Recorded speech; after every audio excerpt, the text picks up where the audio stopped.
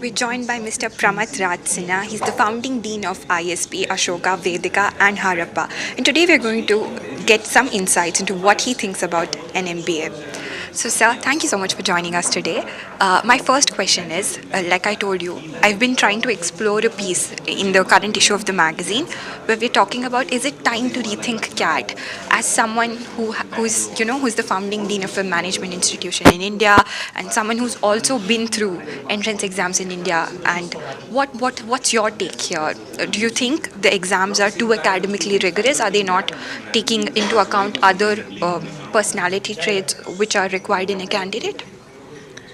I think it's not just a matter of what CAT is or not. It's more a matter of how do you select students in an institution. Now, if CAT is one measure and there are many other ways that you are assessing the capability of a student, I don't see a problem with that, because at least my philosophy is that you need to do a holistic assessment of somebody, especially for an MBA program. And there are a lot of things that you cannot inherently test on an exam. Whether CAT should change to include every aspect of a person's personality, I'm not sure. I mean, if it changes, that's great. If it doesn't, then you have to make sure that you test for those things, even if CAT doesn't. So it's more a philosophy of the institution rather than an exam. An exam is what it is, and you have to see whether you just want to base it on the admission on the exam, which I think is problematic. If people are only using the CAT exam as a only filter to admit somebody, then I personally think that is not fair, but it's as fair as the institution wants it to be. So I have another question. Seeing that many top C-suite executives don't actually have an MBA, and even yourself, you founded so many institutions. You don't have an MBA. You were a successful McKinsey consultant as well. So how important do you think is the MBA degree right now? What do people get from that pedigree, and what are they actually learning that they're applying there? And are the people who don't have an MBA actually at a loss? Firstly, I'm not a great example to take and extend for the whole MBA world, but I would say that my MBA was my time at McKinsey, and McKinsey trained me a lot. I did go through a 4-week crash mini MBA course at McKinsey. It's almost like a boot camp. And in that kind of work, you learn a lot at the job because of the nature of the work. Consulting can actually teach you a lot of things that you would learn typically in an MBA.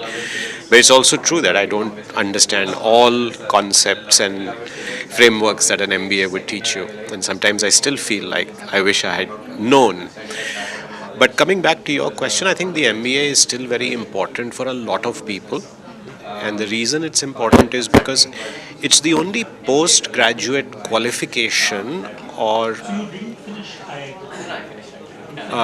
education program that allows you to switch from one discipline to a very different discipline. Otherwise, people are generally hesitant to take you into a job where you have no prior experience or background.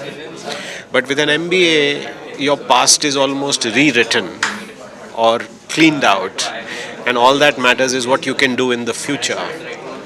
That's a fair point, sir. Now I have another question. As someone who has experienced education in India at one of the most premier institutions and then who also went out for his education, so there were some differences that you found which you tried to correct at your institutions, say at Ashoka or at ISB, and now through other mediums as well, at Vedika and Harappa. Do you think something like this is important, especially in India, across institutions? Because we see there are several gaps when it comes to education. The penetration is not as well when it comes to good education. How do you think can we scale this up at a larger scale so that it's provided across India? So scale of the kind that you're talking about will only come through technology, I'm afraid. And that's what I've been trying to do through Harappa, is to see how can technology transform learning. A lot of what has happened in tech so far has really been replicating what happens in a physical classroom online. I think the possibility and opportunity is much, much greater than that. It's to completely transform education and, like you said, do it at scale and quality. Right? So quality doesn't have to suffer as you go through institutions that are less and less prominent. That being said, I think the key thing that technology also allows is choice. And that is the point I've been making in the past about my experience here versus outside versus the new universities and institutions that I've set up. People like you and me thrive when we get to choose what we want to learn. And giving people flexibility and choice is what really unlocks the desire and the motivation to learn and to do more and to be ambitious. So I think that's the point, that using technology also gives people infinite choice, right? It's not like you are studying at random. You do have some direction, you do have guidance. People still need support and guidance and help in saying, what should I study, what should I not study? But the online world, and ideally even in the offline world, people should have a lot of choice. They should have the flexibility to choose and the flexibility to change if they don't like something. So one last question.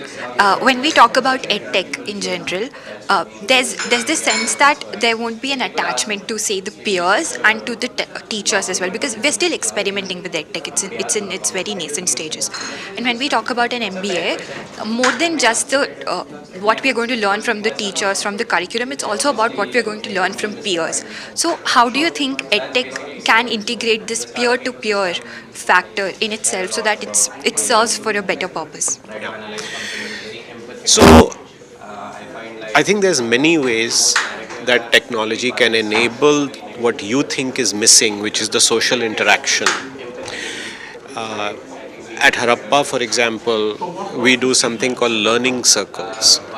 So we bring people from different cohorts or within a cohort together to just share and discuss their learnings, their insights, their challenges that they may have found.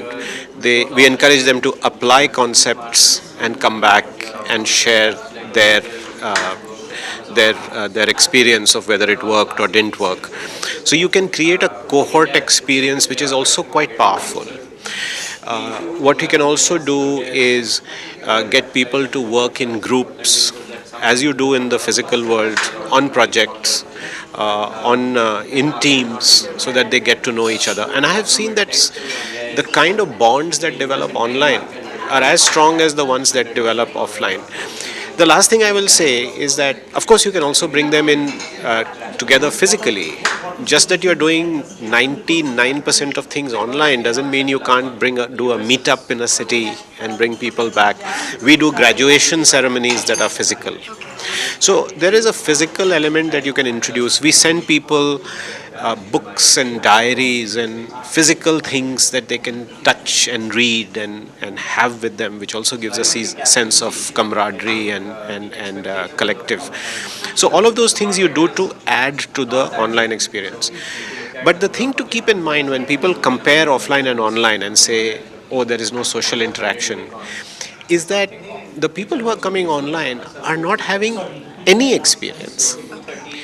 They couldn't have that experience, which is why they are coming online. If they could do a physical experience, then they would have done that. But they are either in far-flung cities or they can't go leave a job and go for a full-time program. So for them, whatever we are providing is a big step up.